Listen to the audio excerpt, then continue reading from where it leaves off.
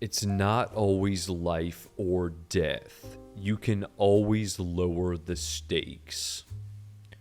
Unfortunately, the entire world is so stimulated right now, and everybody is so worked up because of all of the technology and social media and all of the stimulation that comes from that has just degraded people and brought people down into this primal life or death dynamic.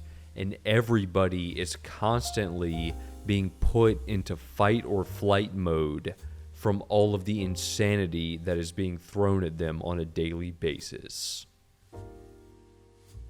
You just have to acknowledge that what you're told to strive for and what you're told means success in the modern world really doesn't mean anything.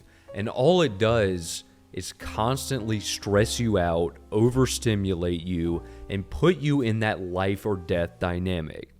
So really what it's doing is this crazy sort of collective expectation of everybody who's online. What it's doing is it's dragging people down to this animalistic level. It's hurting them, and it is slowly killing them by overstimulating them and dragging them into these life or death dynamics. And it makes every part of your life feel like it's a life or death situation. When you're so used to seeing these personas that are just totally ridiculous, and they're all about money and showing off money and sort of showing off for the sake of showing off, then even if you don't desire it, it's going to start to put you in this mindset that you have to be that person who's up at the very top and who's showing off and who's flexing on everybody. And the perfect example of this that I noticed recently in my own life was when I was buying a plane ticket only a couple days ago. And I was using the Google Flights, the tool for that.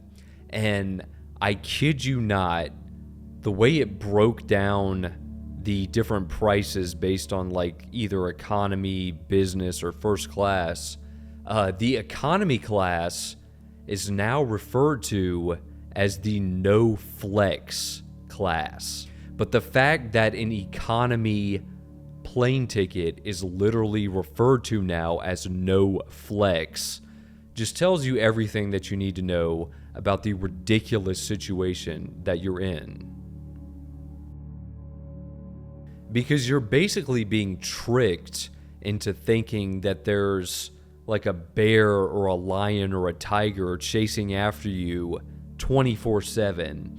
And the reason that you think that is because you're overstimulated and you're being pushed into these ridiculous ideals that do nothing for you but hurt you. So the whole situation is really just comical on face value. So you just have to remember that we are a bunch of animals that are running around and fighting each other, and we're all competing to have the biggest pile of gold, the biggest pile of fruit.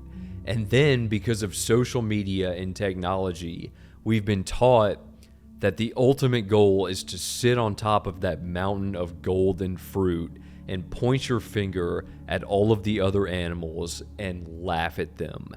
And that is an absolutely absurd circumstance to be in. That is pure comedy.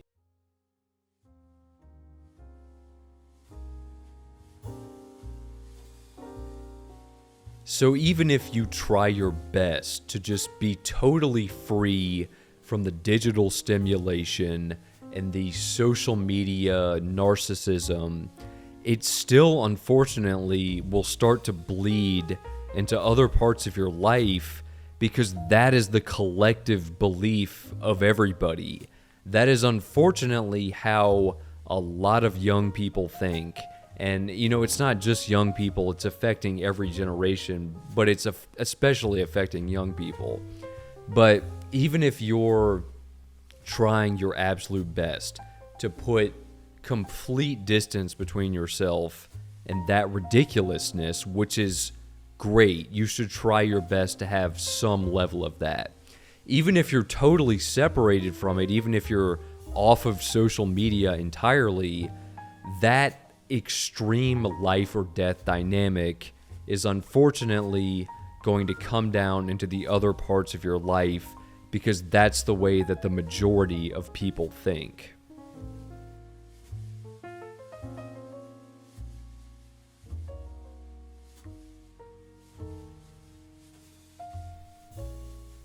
It's not always life or death.